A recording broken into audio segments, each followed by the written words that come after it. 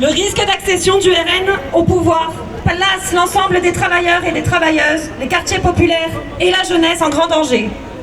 Dans un contexte de crise économique, sociale et politique, le patronat a besoin de toutes les forces politiques réactionnaires pour préserver ses profits et le maintenir en vie. Il est prêt pour cela à une accélération des politiques ultralibérales et répressives. L'UD-CGT 13 réaffirme que le vote pour le Rassemblement national et tous les partis d'extrême droite sert les intérêts les plus riches et ne représente en rien une alternative aux politiques antisociales de Macron et de ses prédécesseurs. L'extrême droite n'est que la prolongation du programme d'Emmanuel Macron, avec plus de violence enrobée dans du racisme institutionnalisé. Le bilan de la politique de Macron, conduisant à la préparation de l'économie de guerre, à la montée de la pauvreté, à la précarisation de toute la société, prépare à l'arrivée des fascistes. Gabriel Attal a d'ailleurs annoncé, alors que nous n'avons même plus d'assemblée, la poursuite de la casse de l'assurance chômage. Au menu, un durcissement des conditions de travail, des conditions d'ouverture de droits, une nouvelle baisse de la durée d'indemnisation. C'est pour cette raison que le Comité national des chômeurs, des travailleurs privés d'emploi et précaires a appelé aujourd'hui à la mobilisation, ainsi que les travailleurs de France Travail. L'Union départementale rappelle que le chômage est le principal outil du patronat pour diviser et mettre en concurrence les travailleurs entre eux. Avec la casse généralisée de l'industrie et des services publics, souhaitée par le patronat et le gouvernement, Macron n'a pas arrêté de casser l'assurance chômage à travers de multiples réformes.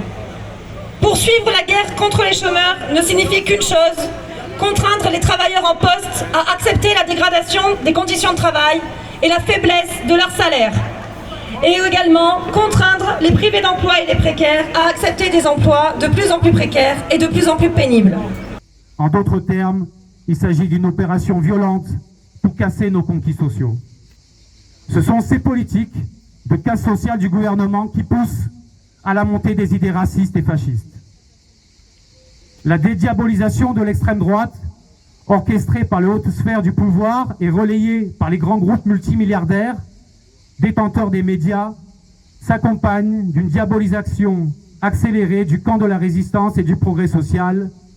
Nous entendons retentir la petite musique des années 30, plutôt Hitler que le Front populaire.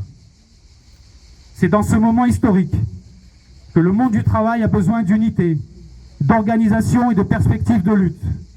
Ce sont les travailleurs et les travailleuses qui produisent les richesses, qui ont le pouvoir de mettre un terme aux politiques antisociales et réactionnaires dans leurs propres intérêts.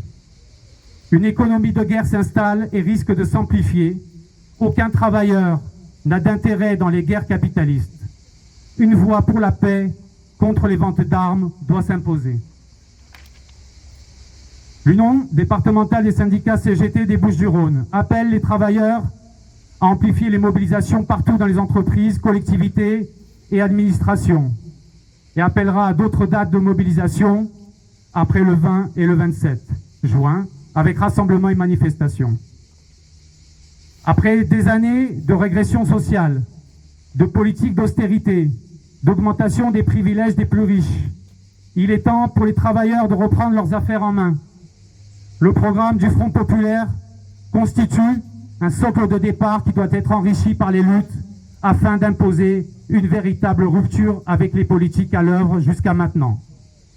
Seule l'intervention du monde du travail par la mobilisation et la grève dans les entreprises, collectivités, en convergence avec toutes celles et ceux qui ont intérêt à un changement de société dans les villes et les villages, combinée à une majorité se réclamant à l'Assemblée nationale, ayant un mandat de porter la rupture avec les politiques antisociales, permettront d'imposer le changement. Le 30 juin, faisons reculer la droite, l'extrême droite et les forces réactionnaires en votant pour le nouveau Front populaire. Merci mes camarades.